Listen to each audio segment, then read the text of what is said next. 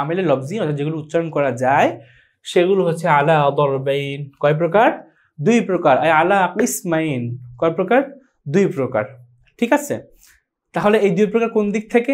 সিমাইয়াতিন ওয়া কিয়াসিয়াতিন।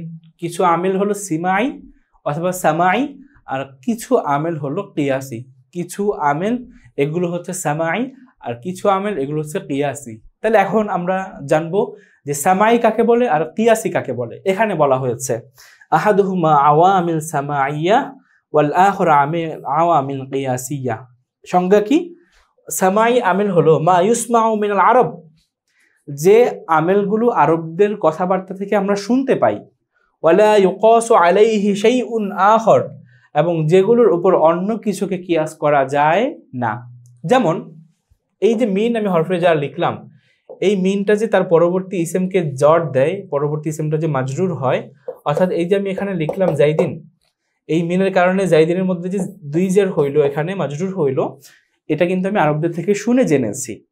ঠিক আছে, এখন এই মিনের সাথে আরেকটাকে কিয়াস করে আমি দিয়ে দিলাম, অর্থাৎ এই মিনের সঙ্গে আরো একটা হরফ, অর্থাৎ আমার যেটা মনে চাইলো সেটা আমি এখানে বসিয়ে দিলাম, এরপর পরবর্তী শব্দকে জট দিলাম, এটা কিন্তু হবে না।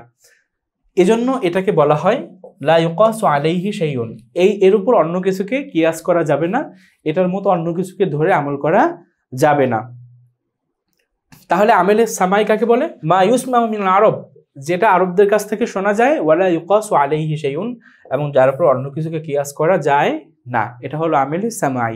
আর একটা হলো আল আমিলুল কিয়াসি, আর একটা হলো আমেলে কিয়াসি কাকে বলে? মা ইউসমাউ মিনাল আরব, যে আমেলটা আরবদের থেকে শোনা, ওয়া ইউকাসু আলাইহি শাইউন আখর, কিন্তু যার উপর আরেকটা আমলকে কিয়াস করা যায়।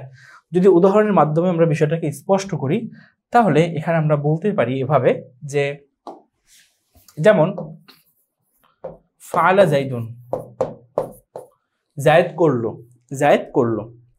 এই যে ফাআলা, এটা একটা আমেল, এটা একটা আমেল। এটা কোন ধরনের আমেল? এটা হলো আমেল কিয়াসি। কেন এটা আমেল কিয়াসি? কারণ আমরা জানি আমেল হলো যে ফাইল, ফেল তার ফাইলকে রফা দেয়, ফেল তার ফাইলকে রফা দেয়, ফেল ফাইলকে রফা দেয়, এটা হচ্ছে আমেল। এখন এই ফেলের জায়গায় ফাল আমি বসাতে পারি, আবার ইচ্ছা করলে আমি এখানে কাতাবাও বসাতে পারি, ইচ্ছা করলে আমি এখানে নাসরও বসাতে পারি। সব সময় জাইদের মধ্যে এখানে এই যে ফেল, এই ফেল জাইদের মধ্যে রফা দিবে।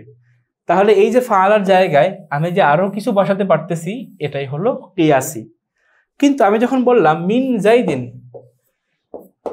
মিন জাইদিন যখন আমি বললাম, এই মিনের কারণে জাইদের মধ্যে যে মাজরুর হলো, এখন কিন্তু আমি এটা বলতে পারবো না যে এই মিনের জায়গায় যে কোনো একটা হরফ এনে যে এই হরফটাও জাইদিনকে কি দিবে? রফা দিবে, মানে মাজরুর দিবে, জট দিবে।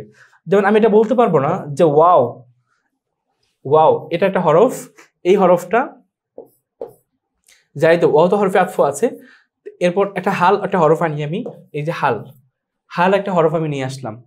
আমি যদি এখন বলি যে মিন এই হরফটা যেহেতু জায়েদকে মাজরুর দিয়েছে, তাই হাল এই হরফটাও জায়েদকে মাজরুর দিবে, এটার সঙ্গে এটাকে তুলনা করলাম, তাহলে সেটা হবে না। কেন হবে না? কারণ মিন এটা যে জায়েদকে মাজরুর দেয় বা জায়েদকে মাজরুর জট দেয়, এটা কিন্তু সামাই এবং এটার উপর কিয়াস করা যায় না। কিন্তু ফাআলা এটা জায়েদকে রফা দেয়, ফেল, এই ফেলের উপর আমি অন্য আরো ফেলকে কিয়াস করতে পারবো। এজন্য যেই আমেল আরবদের থেকে শোনা এবং যার উপর কিয়াস করা যায় সেটাকে বলা হয় আমেলে কিয়াসি। আর যে আমেল আরবদের থেকে শোনা কিন্তু যার উপর অন্য কোনো কিছুকে কিয়াস করা যায় না, সেটাকে বলা হয় আমেলে সামাই। আশা করি আমরা বিষয়টা বুঝতে পেরেছি।